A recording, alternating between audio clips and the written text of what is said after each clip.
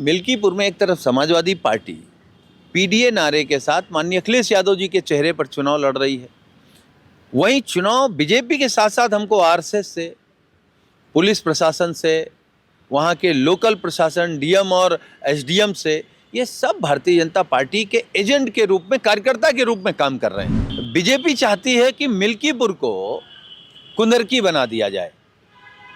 ये कुंदरकी नहीं है। आपने कुंदरकी में किस तरीके से लोगों का वोट अपना खुद डाल लिया, लोगों को नहीं डालने दिया, 2 तरीके की पर्ची आपने बंटवाई, तो वहाँ से हम लोगों ने कुछ सीखा है। हम लोग भी कुछ तैयारी कर रहे हैं कि लोकतंत्र बचा रहे, लोगों का वोट देने का जो अधिकार है वो बचा रहे, और बीजेपी उसको कुचलना चाहती है। तो एक तरफ सत्य है, एक तरफ अन्याय है, 2 के बीच लड़ाई है। अयोध्या जीतने में 2 लोगों का श्रेय है। एक तो खुद भगवान राम का आशीर्वाद है। उन्हें बहुत कष्ट हुआ होगा कि उनके नाम पर बीजेपी वाले चंदा चोरी कर गए, उनके नाम पर जमीन घोटाला कर गए, उनके नाम पर नफरत फैला रहे हैं। तो भगवान राम का आशीर्वाद है समाजवादी पार्टी पे, प्रत्याशी पे, और फिर पीडीए का आशीर्वाद। अयोध्या की बहुचर्चित सीट मिल्कीपुर समाजवादी पार्टी और बीजेपी के लिए साख का सवाल बनी हुई है। ऐसा क्या है मिल्कीपुर में जो समाजवादी पार्टी और बीजेपी दोनों चाहते हैं किसी भी स्थिति में मिल्कीपुर जीत लिया जाए? नहीं, समाजवादी पार्टी की सीट है, शानदार प्रत्याशी हैं, पीडीए का नारा है, गरीब की बात है, कमज़ोर की बात है, और ये चुनाव ही भारतीय जनता पार्टी के अन्याय और भ्रष्टाचार के खिलाफ है, उनके झूठ के खिलाफ है। लोकतंत्र पर आस्था बनी रहे, चुनाव प्रक्रिया पर लोगों की आस्था बनी रहे, इसका चुनाव है। एक तरफ भारतीय जनता पार्टी है जिसको अपना झूठ, अपनी नफरत, अपनी बेईमानी साबित करनी है कि नहीं, हम इसी के बदौलत हैं और यही रास्ता है चुनाव जीतने का। वो लोकतंत्र ख़त्म कर रहे हैं, लोकतंत्र की परंपराओं को ख़त्म कर रहे हैं। मिल्कीपुर में एक तरफ समाजवादी पार्टी पीडीए नारे के साथ माननीय अखिलेश यादव जी के चेहरे पर चुनाव लड़ रही है, वहीं चुनाव बीजेपी के साथ साथ हमको आरएसएस से, पुलिस प्रशासन से, वहाँ के लोकल प्रशासन डीएम और एसडीएम से, ये सब भारतीय जनता पार्टी के एजेंट के रूप में, कार्यकर्ता के रूप में काम कर रहे हैं। अब बताइए, जिस जिले का कप्तान, जिस जिले का डीएम पॉलिटिकल वर्कर हो जाएगा, वहाँ लोकतंत्र, नियम कानून कुछ बचेगा? इस अव्यवस्था के खिलाफ चुनाव लड़ रहे हैं। हमें ये भरोसा है कि लोग, मिल्कीपुर की सम्मानित जनता, क्योंकि बीजेपी चाहती है कि मिल्कीपुर को कुंदरकी बना दिया जाए। ये कुंदरकी नहीं है। आपने कुंदरकी में किस तरीके से लोगों का वोट अपना खुद डाल लिया, लोगों को नहीं डालने दिया, 2 तरीके की पर्ची आपने बंटवाई, तो वहाँ से हम लोगों ने कुछ सीखा है। मिल्कीपुर में भी तो ऐसा कर सकते हैं। हमने कहा ना, हम लोगों ने कुछ सीखा है। हम लोग भी कुछ तैयारी कर रहे हैं कि लोकतंत्र बचा रहे, लोगों का वोट देने का जो अधिकार है वो बचा रहे, और बीजेपी उसको कुचलना चाहती है। तो एक तरफ सत्य है, एक तरफ अन्याय है, 2 के बीच लड़ाई है।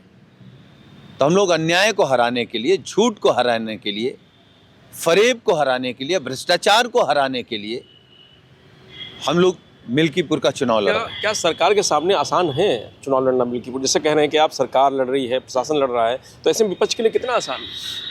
कठिनाई है, लेकिन हमारे साथ आम जनता है, और लोकतंत्र में और चुनाव में जब जनता आपके साथ हो तो इस तरीके की तानाशाही, झूठी और भ्रष्टाचारी सरकारें हमेशा हारी हैं। क्या 24 वाला समीकरण अभी दिखाई दे रहा है मिल्कीपुर में, जैसा लोकसभा में अयोध्या में हुआ? 24 में तो भारतीय जनता पार्टी उत्तर प्रदेश में हाफ हुई है ना, 27 में साफ होगी, बिल्कुल साफ होगी। मिल्कीपुर, क्योंकि अयोध्या जीत करके आपने जिस तरीके के बात बीजेपी के लिए गई है, नेगेटिव हुआ है, बीजेपी चाह रही कि मिल्कीपुर जीत करके कम से कम वो संदेश ना जाए, तो क्या लग रहा है कि अब एक बार और आप लोग अयोध्या जीत के बाद मिल्कीपुर भी जीत के एक संदेश देंगे? देखिए, अयोध्या जीतने में 2 लोगों का श्रेय है। एक तो खुद भगवान राम का आशीर्वाद है। उन्हें बहुत कष्ट हुआ होगा कि उनके नाम पर बीजेपी वाले चंदा चोरी कर गए, उनके नाम पर जमीन घोटाला कर गए, उनके नाम पर नफरत फैला रहे हैं। तो भगवान राम का आशीर्वाद है समाजवादी पार्टी पे, प्रत्याशी पे, और फिर पीडीए का आशीर्वाद है। जो दो भगवान हैं, भगवान राम और पीडीए भी हमारा असली भगवान है।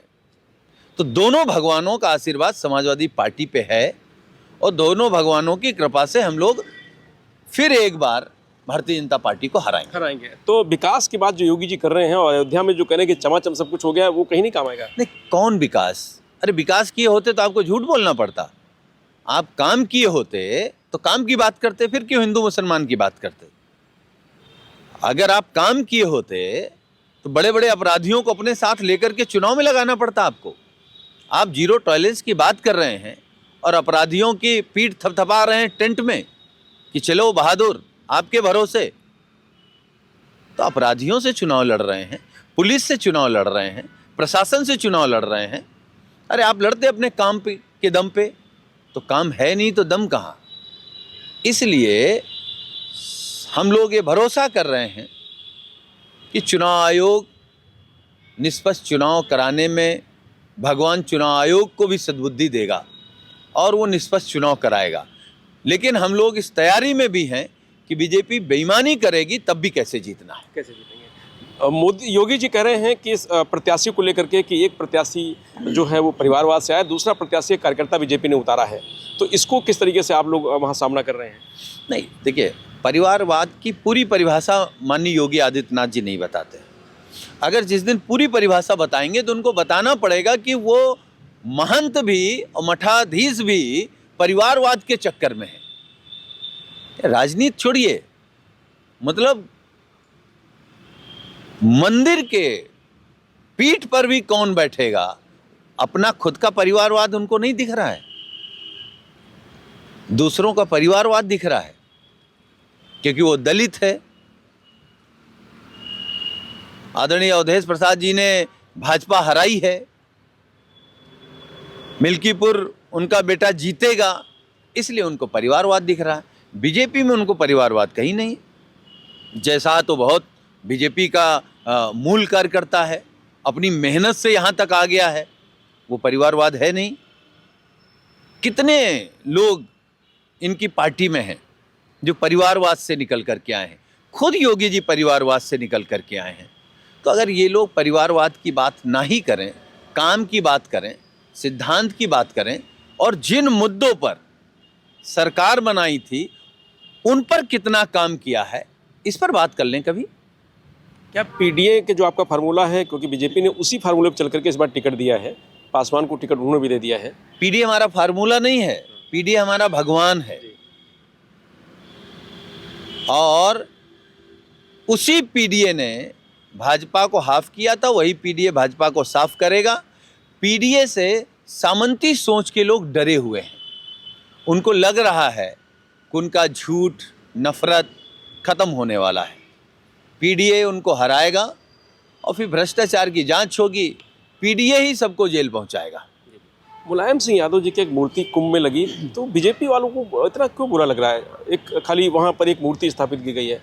नहीं, देखिए, नेताजी की मूर्ति से उन सभी लोगों को बड़ी तकलीफ है जो पिछड़े, दलित, आदिवासी, महिलाएं और अल्पसंख्यक समाज के लोगों से नफरत करते हैं। क्योंकि नेताजी पीडीए के महानायक थे। अब तो लोग पीडीए वाले लोग उनको अपना भगवान मान रहे हैं।